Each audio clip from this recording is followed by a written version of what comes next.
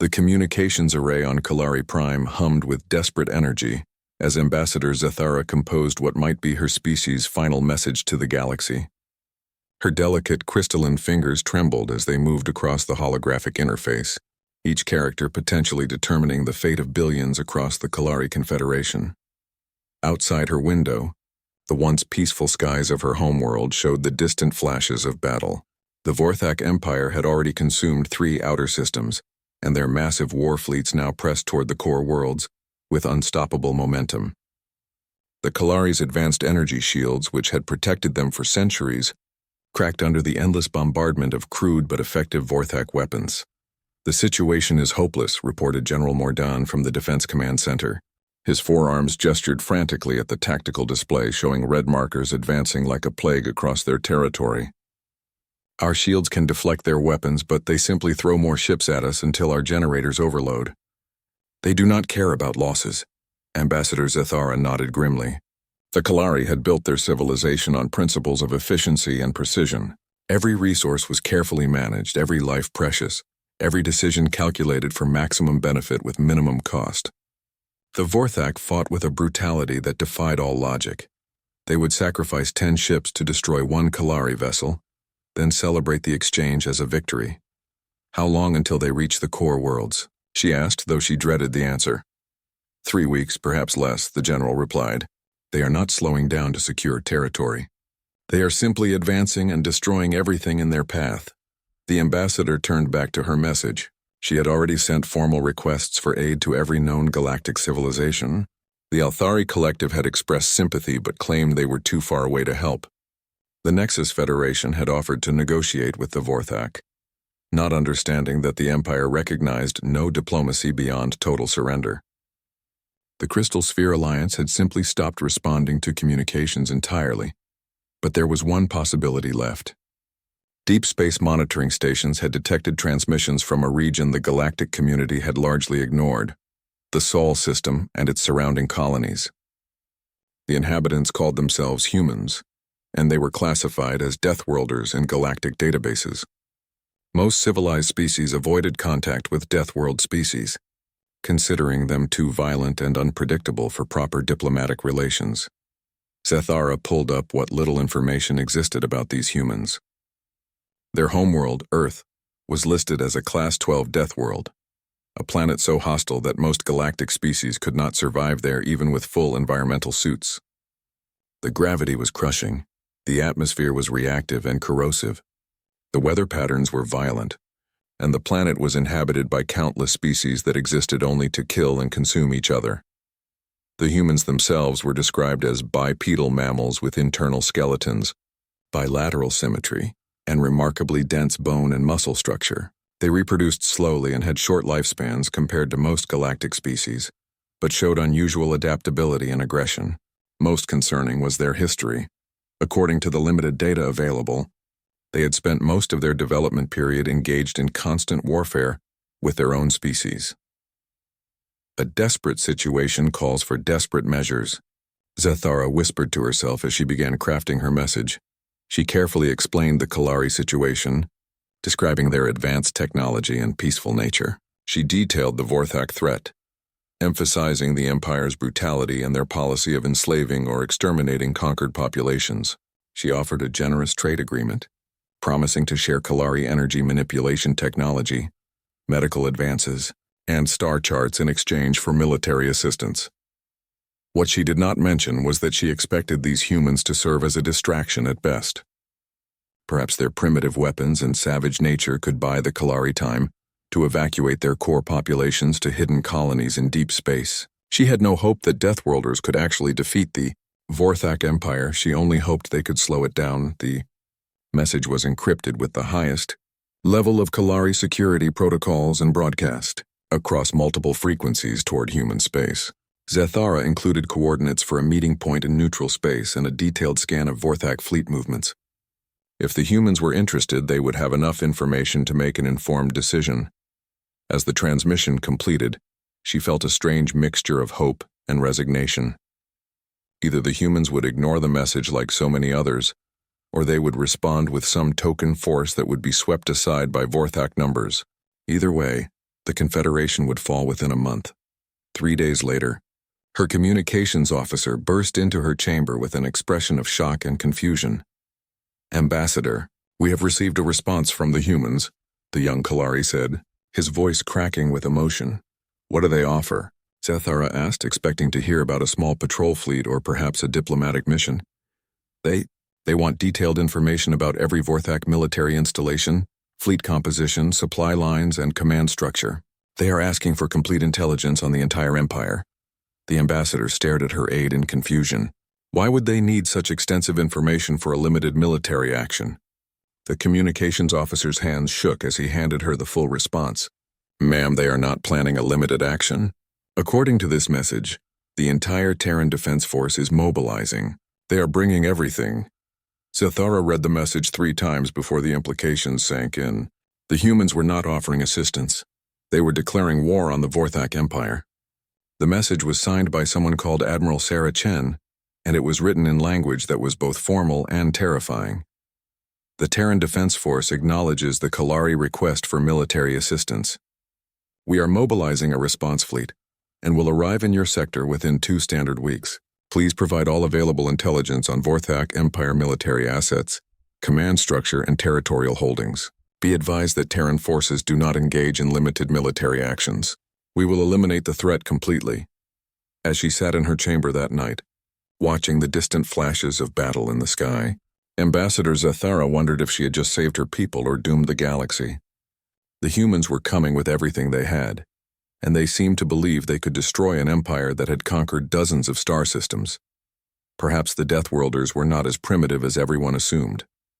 Or perhaps they were simply too savage to understand the impossibility of what they had promised to do. Either way, she would know the answer soon enough. Admiral Sarah Chen stood before the largest tactical display in Terran Defense Force history, watching as fleet movements across human space converged on a single destination. The massive holographic projection showed ships from every human colony, military base, and defense station moving toward the Kalari Confederation with unprecedented coordination. "Ma'am, the last of the colonial fleets has confirmed their ETA," reported Commander Torres, his voice carrying a mixture of excitement and nervousness. "We will have full deployment in the target sector in 12 days. Chen nodded as she studied the fleet composition. What the Kalari would see when they arrived would challenge every assumption the galactic community had made about human military capabilities.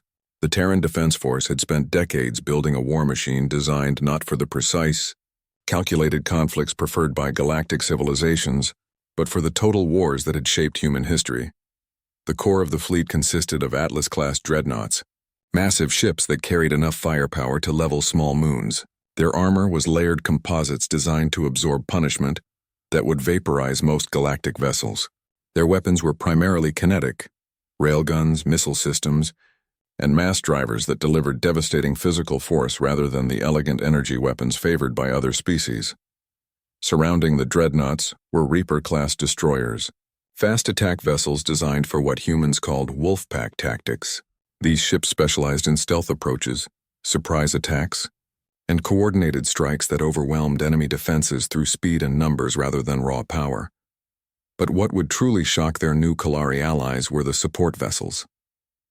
Hospital ships equipped with surgical suites designed for battlefield medicine, supply ships carrying not just fuel and ammunition, but also the tools for extended occupation and pacification, transport ships filled with something the galaxy had never seen in large-scale warfare, human marines trained for boarding actions and planetary assault.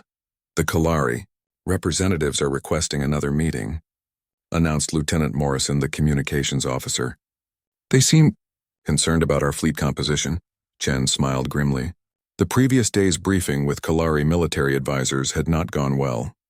When she had explained human strategic doctrine, the aliens had reacted with expressions that her xenobiology training suggested were horror and disbelief. "Admiral," Ambassador Zathara had said, her crystalline features reflecting the tactical displays, "surely you do not intend to board enemy vessels during combat? That practice was abandoned by civilized species millennia ago." "We don't just board them," Chen had replied matter-of-factly. "We capture them intact for intelligence gathering, or we sabotage their critical systems from the inside." Sometimes we use them as improvised weapons against other enemy ships. The Kalari delegation had exchanged glances that needed no translation. These humans were not just primitive. They were barbarians who brought the savagery of their death world to space combat. Now, as Chen prepared for another briefing, she reviewed the intelligence reports that had prompted humanity's unprecedented military response. The Vorthak Empire was not just a conquering force. They were systematic exterminators who enslaved populations when it was profitable and eliminated them when it was not. Their treatment of captured civilians violated every principle of civilized warfare that humanity had developed over centuries of conflict. "Ma'am, the Kalari delegation has arrived," Torres announced. Chen straightened her uniform and walked to the briefing room where Ambassador Zethara waited with her military advisors. The Kalari looked even more fragile than usual, their translucent skin showing the stress patterns that indicated extreme anxiety. "Admiral Chen," the ambassador began carefully, "we have reviewed your fleet composition and strategic plans. We are grateful for your assistance, but we must ask if you have considered the possibility of negotiating with the Vorthak Empire. Perhaps a conditional surrender could save lives on both sides." The briefing room fell silent. Chen looked around the table at her staff officers, seeing expressions of barely controlled anger. Captain Rodriguez, the Marine commander, spoke first. "Ma'am, did you explain to them what the Vorthak did to the civilian population on Zarion 7? Chen nodded. The intelligence reports were clear. The Vorthak don't take prisoners for exchange or ransom. They take slaves for labor and eliminate anyone who cannot work. Children, elderly, disabled. They are all considered disposable. General Mordan, the Kalari military commander, shifted uncomfortably. Surely some accommodation could be reached. In galactic warfare, there are always terms that can be negotiated. Not with genocidal regimes, Chen replied, her voice carrying the weight of human history. My species has experience with enemies who consider entire populations expendable. We learned that negotiation with such forces is not diplomacy. It is collaboration. She activated the tactical display, showing Vorthak fleet movements and conquered territories. The Vorthak Empire has a simple strategy: overwhelming force applied without regard for their own losses, followed by systematic elimination of resistance. They do not seek territory or resources as much as they seek dominance through terror. But surely the cost of total war, Ambassador Zethara began, will be paid entirely by the Vorthak. Chen interrupted. Human strategic doctrine is simple when dealing with existential threats. We do not seek to defeat our enemies. We seek to ensure they can never threaten anyone again. The Kalari delegation looked increasingly uncomfortable as Chen continued the briefing. She explained human concepts that had no equivalent in galactic warfare: total war, unconditional surrender, war crimes tribunals, and permanent occupation. She described tactics that prioritized psychological impact over efficiency, strategies that accepted heavy casualties to achieve complete victory, and logistics systems designed to sustain combat operations for years if necessary. You must understand, Chen concluded, that humans do not view this as a limited conflict to save the Kalari Confederation. We view this as the elimination of a threat to galactic peace. The Vorthak Empire has chosen to wage war through terror and genocide. They will discover that humans have considerable experience in responding to such tactics. Ambassador Zethara's translator indicated she was asking a question, though her voice was barely audible. Admiral, what exactly do you intend to do with the Vorthak Empire? Chen's response was delivered with the calm certainty of absolute conviction. We intend to destroy their ability to wage war, eliminate their command structure, capture their leadership for trial, and place their remaining population under permanent supervision. The Vorthak Empire will cease to exist as a political entity. The silence that followed was broken only by the quiet humming of the ship's systems. The Kalari had asked for help against an enemy they could not defeat. Instead, they had summoned something far more dangerous than the Vorthak Empire. They had summoned humans who considered genocide an unforgivable crime that demanded complete retribution. The meeting ended and the Kalari delegation returned to their ship. Chen turned to her staff officers. Are there any concerns about our mission parameters? Captain Rodriguez spoke for the group. No, ma'am. The Vorthak chose to wage war against civilians. They'll get what they deserve. Chen nodded and returned to the tactical display. where human fleets continued their relentless advance toward Kalari space. The galaxy was about to learn what happened when Deathworlders decided that a threat needed to be eliminated completely. In 12 days, the Vorthak Empire would discover that some enemies do not seek victory, they seek annihilation. The mining world of Zerion 7 had been a peaceful industrial colony before the Vorthak Empire arrived. Now it served as a staging ground for their next advance toward the Kalari core worlds, its orbital space filled with the angular black ships that had become symbols of terror across the galaxy. Fleet Commander Graktar of the Vorthak, 3rd Assault Fleet, reviewed his forces with satisfaction. 67 warships, each loaded with warriors eager for battle and slaves to replace the workers who had proven too weak for the mining operations below. The next Kalari system would fall within days, and another species would learn the price of resistance to Vorthak expansion. "Commander," reported his sensor operator, "long-range scans are detecting approaching ships. Configuration unknown." Graktar examined the tactical display with mild interest. Probably another group of fleeing Kalari civilians, or perhaps some foolish rescue mission. His fleet had encountered both during their advance, and neither had provided much entertainment for his warriors. "How many ships?" he asked. "Difficult to determine, sir. They are large, and they are broadcasting on multiple frequencies." The commander frowned. Most species fled or begged when they encountered Vorthak forces. Broadcasting suggested either diplomacy or defiance, and he found both concepts equally amusing. Put their transmission on the main screen.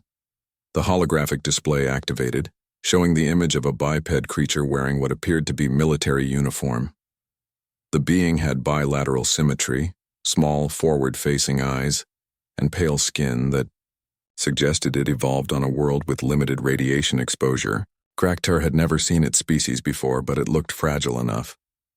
"This is Admiral Sarah Chen of the Terran Defense Force," the creature announced in perfect Vorthak language. "You are in violation of galactic law regarding the treatment of civilian populations. Surrender immediately or face complete destruction." Graktar's mandibles clicked with amusement. This was definitely defiance, and poorly executed defiance at that. "Terran? I am unfamiliar with this species. Are you another client race of the pathetic Kalari?" "We are humans," Chen replied, her voice carrying no emotion. "We are here to eliminate the Vorthak threat to this sector." The commander's amusement turned to genuine laughter, which was shared by his bridge crew. "You have made a grave error, human. The Vorthak Empire does not negotiate with inferior species. Prepare to be destroyed." "Commander Graktar," the human continued, somehow knowing his name and rank, "your personal file indicates that you were responsible for the massacre of civilians on Torvak Prime, the enslavement of children on Melkor Station, and the execution of prisoners on 16 different worlds. You are designated as a war criminal under Terran military law." Graktar's laughter stopped. How did these creatures know his service record? And why were they listing his greatest victories as crimes? "You dare judge Vorthak actions? You will learn respect when your ship burns." "Negative," Chen responded. "You will learn what happens when Deathworlders respond to genocide." The transmission ended, leaving Graktar staring at the tactical display. Deathworlders? He had heard the term but never encountered such species in battle. No matter. His fleet outnumbered the approaching force by significant margins, and Vorthak weapons had never failed to destroy enemy ships. "All vessels attack formation," he commanded. "These humans will provide excellent target practice for our gunners." The Vorthak fleet moved into their standard battle configuration, a dense formation designed to concentrate firepower and overwhelm enemy defenses through sheer volume of fire. It was a tactic that had succeeded against every galactic military they had encountered. When the human ships finally came into visual range, Graktar felt his first stirring of unease. The vessels were massive, blocky constructions that looked more like mobile fortresses than starships. Their hulls showed none of the elegant curves or energy field generators that marked advanced galactic technology. Instead, they bristled with weapon ports and armor plating that looked thick enough to stop asteroid impacts. "Sir," his sensor operator reported with confusion, "I am reading unusual electromagnetic signatures from the human ships. They appear to be broadcasting." "Music? Music?" Graktar demanded. Yes, sir. Also what appears to be historical recordings of human military actions, technical specifications of their weapons, and detailed descriptions of their treatment of war criminals throughout their history. The commander listened as his translation systems converted the human broadcasts into Vorthak language. What he heard sent cold dread through his combat-hardened mind. These creatures were not attempting to intimidate him with threats of death. They were calmly explaining exactly how they had dealt with members of their own species who had committed similar crimes. The recordings described events called the Nuremberg Trials, where humans had systematically hunted down and executed their own kind for crimes against civilian populations.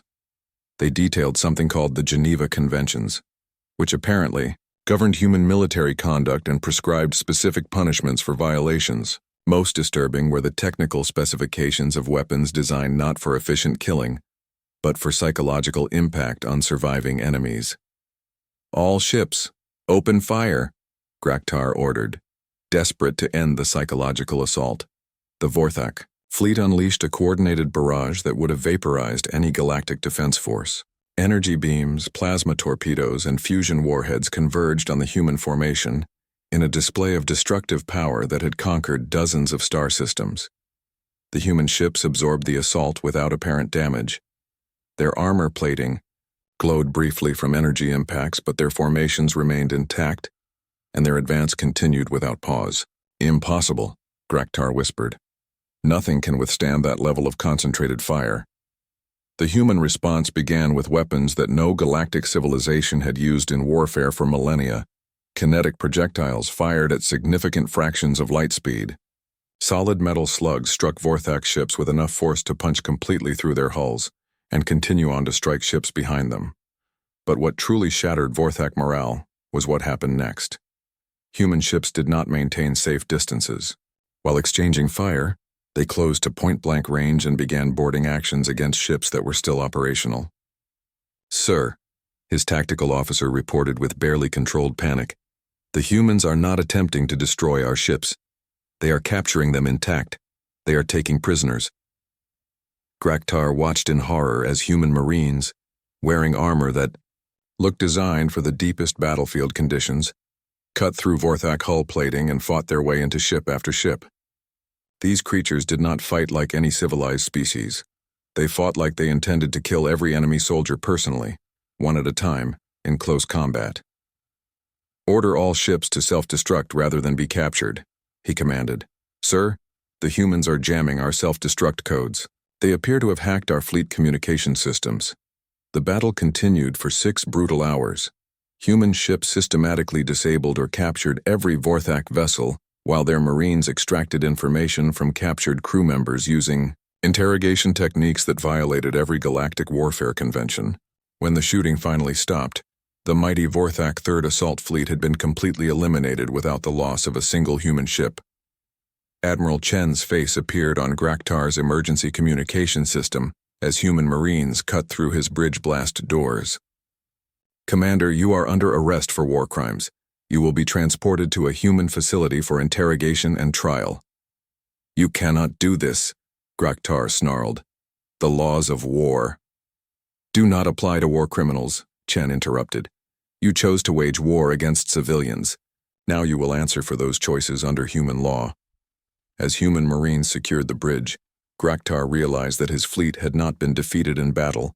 It had been methodically dismantled by an enemy that approached warfare with the same systematic brutality that the Vorthak Empire brought to conquest. The last thing he heard before the neural restraints took effect was Admiral Chen's voice addressing the surviving Vorthak crews.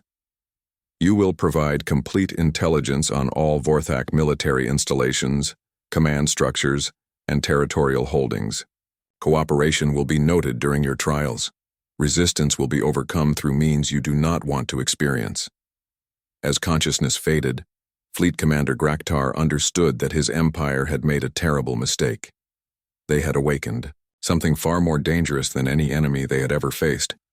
They had provoked humans who considered genocide an unforgivable crime that demanded complete retribution. The Battle of Zarian 7 was over, but the war for the survival of the Vorthak Empire had only just begun. Supreme War Leader Thokmaral received the first reports of the Zarian 7 disaster while reviewing expansion plans for the next phase of Vorthak conquest. The complete annihilation of Fleet Commander Graktar's forces seemed impossible. No galactic military had ever successfully resisted a full Vorthak assault fleet. "Tell me again what happened to the third assault fleet," he demanded, his massive form towering over the communications technician who had brought the devastating news. "Sir, long-range sensors detected a brief engagement at Zarian 7. When our monitoring probes arrived, they found no Vorthak ships in the system. The mining installations had been destroyed and the human fleet was already gone." Thokmaral studied the tactical display showing Vorthak territories across the galaxy. Red markers indicated their conquered systems, while yellow markers showed ongoing operations. Green markers represented targets for future expansion.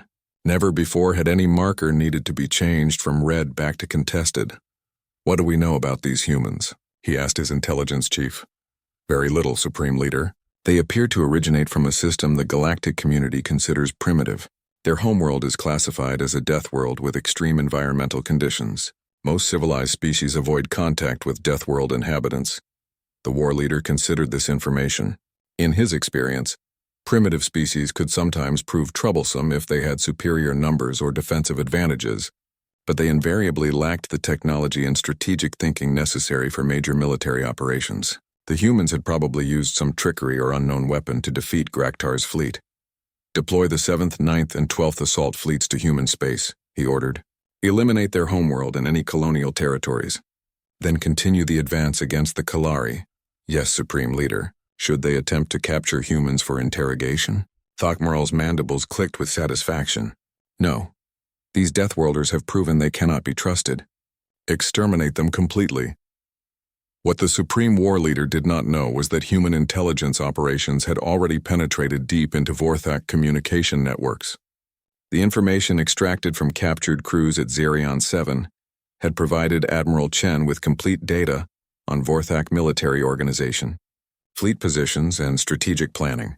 More importantly, humans had learned the locations of every Vorthak military installation, supply depot, training facility, and command center across their empire. While Thokmaral planned to send 3 fleets against human space, Admiral Chen was coordinating simultaneous strikes against 17 different Vorthak systems. The human strategy was not to defend their territory, it was to eliminate the Vorthak Empire's ability to wage war entirely. The coordinated assault began exactly 48 hours after the Battle of Zarian 7. Human fleets appeared without warning in Vorthak systems across the galaxy, broadcasting the same message in perfect Vorthak language. "This is the Terran Defense Force. You are guilty of war crimes including genocide, slavery, and mass murder of civilian populations. Surrender unconditionally and submit to trial under human law, or be destroyed. You have 1 hour to respond." The responses varied by system, but the results were uniformly devastating. Vorthak commanders who chose to fight discovered that their weapons could not penetrate human armor, their tactics could not counter human aggression, and their numbers meant nothing against enemies who fought with the calculated brutality of experienced predators. At the Vorthak Naval Academy on Krex Prime, Admiral Valdez demonstrated human boarding techniques by capturing the entire facility intact while it was still in session.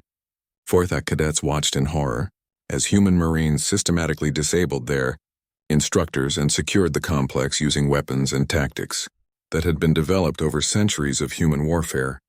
At the major fleet base of Gorthak Station, Captain Muller's destroyer squadron proved that human stealth technology could make entire fleets invisible to Vorthak sensors.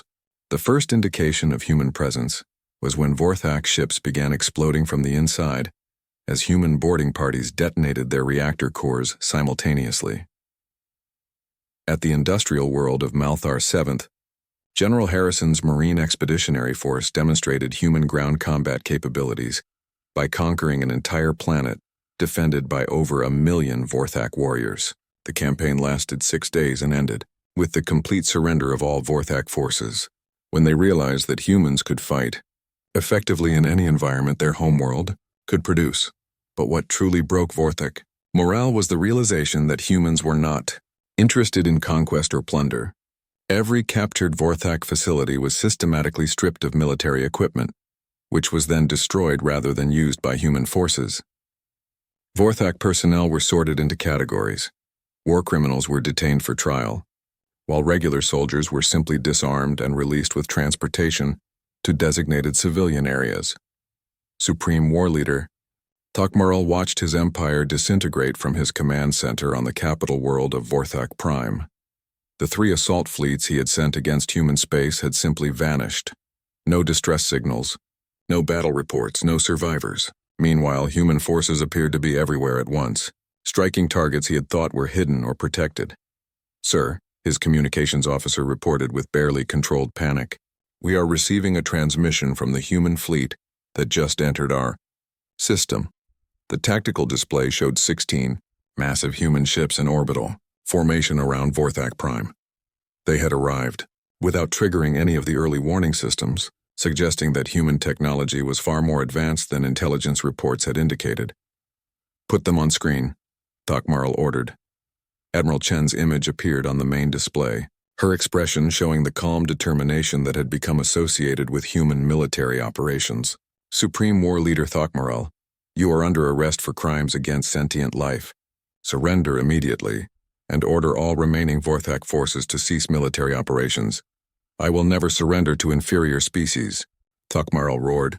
"The Vorthak Empire will fight to the last warrior." "Negative," Chen replied with the matter-of-fact tone that had terrified Vorthak commanders across the galaxy. "Your empire no longer exists. Your military has been destroyed. Your command structure has been captured, and your remaining forces are cut off from supplies and reinforcement. You have 2 choices: surrender and face trial, or be eliminated along with any personnel who continue to resist." The war leader looked at his tactical displays, desperately seeking some force that could mount a defense of the capital. What he saw confirmed the human's assessment. Red markers across the galaxy had disappeared or changed to human control. His mighty empire, built over centuries of conquest, had been dismantled in less than a week by an enemy that fought with the efficiency of a perfectly designed killing machine. "How is this possible?" he whispered. "Because," Admiral Chen responded, "humans do not wage war for territory or resources. We wage war to eliminate threats completely. Your empire chose genocide. You are receiving annihilation." The transmission ended as human marines began boarding the command station. Thokmarl reached for his personal weapon, intending to die fighting rather than face capture and trial. The weapon was shot out of his hand by a human soldier, who had somehow entered his secure command chamber without triggering any alarms. "Sir," the Marine said politely, "you are under arrest. Please do not resist."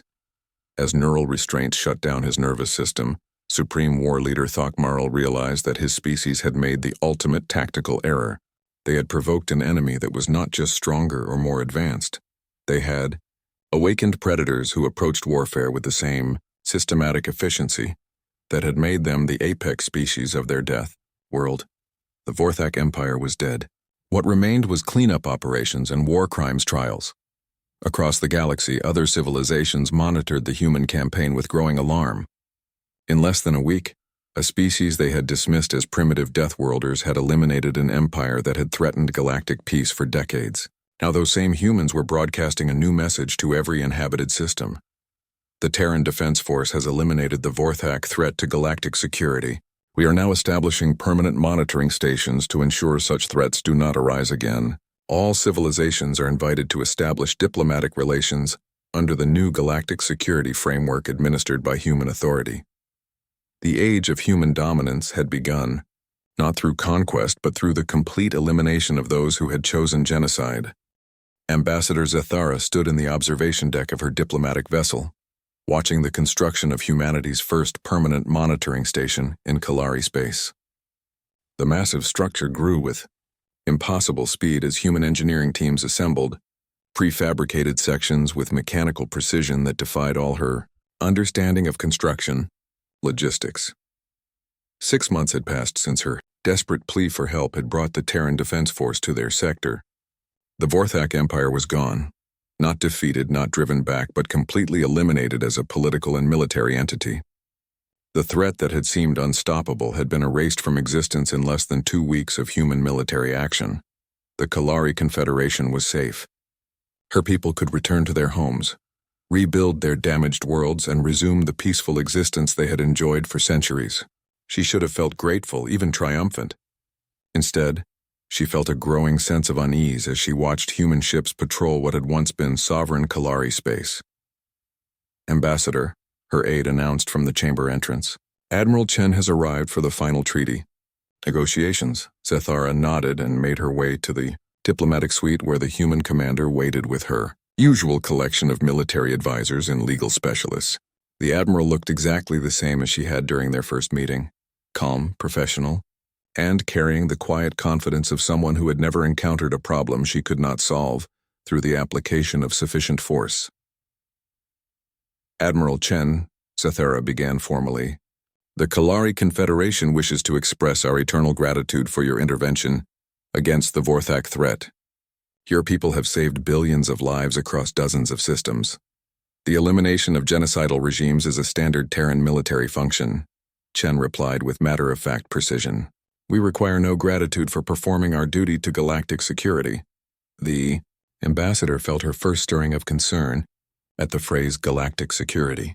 When she had sent her desperate message to human space, she had been seeking military assistance in a limited conflict.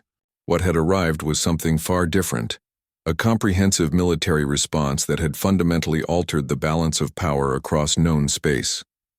Now that the threat has been eliminated, Zethara continued carefully, I assume your forces will be returning to human space? Admiral Chen exchanged glances with her staff before responding. Negative. The Terran Defense Force will be maintaining permanent monitoring stations throughout this sector to ensure that threats like the Vorthak Empire do not arise again. Monitoring stations?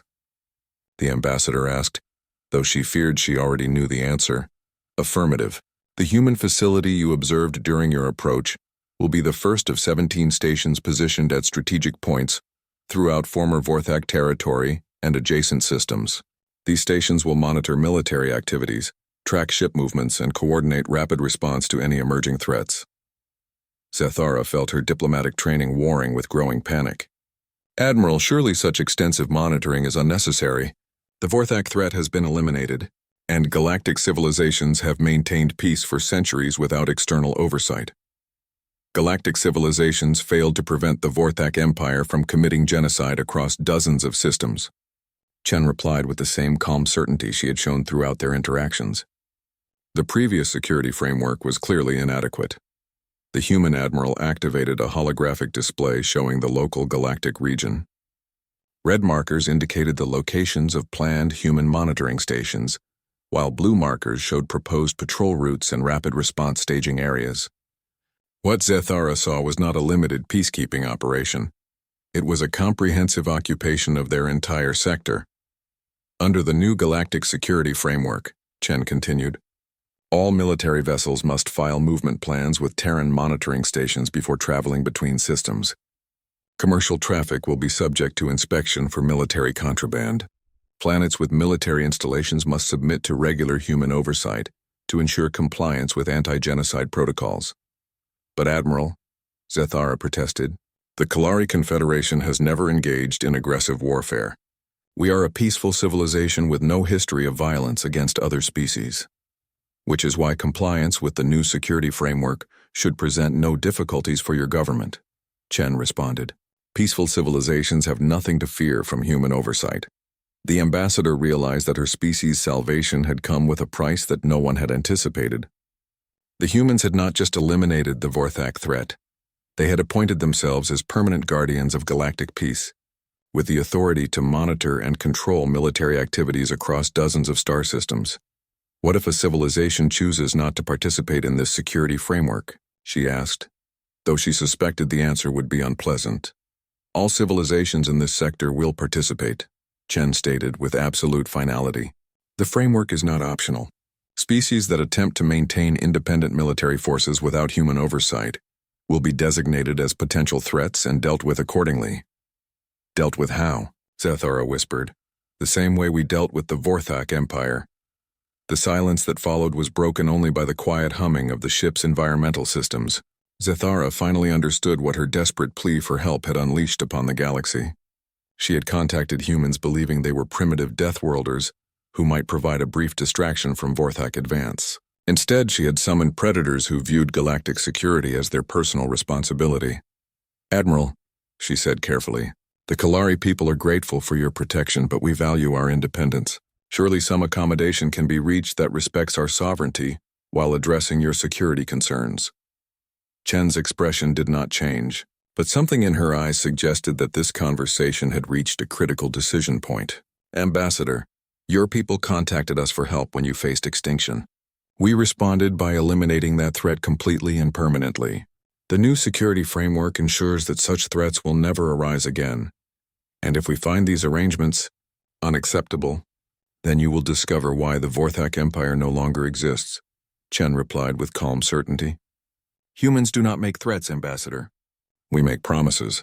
We promise that genocide will never again be permitted in this sector of the galaxy. We promise that aggressive militarization will not be tolerated.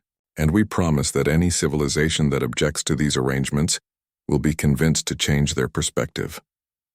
Zathara stared at the human admiral, finally understanding the true nature of the species her people had contacted. Humans were not rescuers or liberators. They were apex predators who had decided that galactic peace was their territory to defend. They had eliminated the Vorthak Empire not to save the Kalari, but to establish their own dominance over this region of space. "What about the other galactic civilizations?" she asked. "Surely they will object to human oversight of their military affairs." "They are receiving similar briefings from other human diplomatic teams," Chen responded. "Most have been quite reasonable about accepting the new security arrangements. Those that have not," she paused significantly, "have been visited by human military advisors who helped clarify the situation." The ambassador realized that the galaxy had fundamentally changed while she had been focused on Kalari gratitude and reconstruction. Humanity had not just defeated the Vorthak Empire, they had used that victory to establish themselves as the dominant military power across known space. "Admiral," Zathara said in a final attempt at diplomacy, "what assurance do we have that human authority will be used responsibly? What prevents your people from becoming the same kind of threat that the Vorthak represented?" Chen smiled for the first time during their meeting, but it was not a reassuring expression. "Because, Ambassador, humans define peace as the complete absence of those who would disturb it. As long as your people remain peaceful, you have nothing to fear from human authority.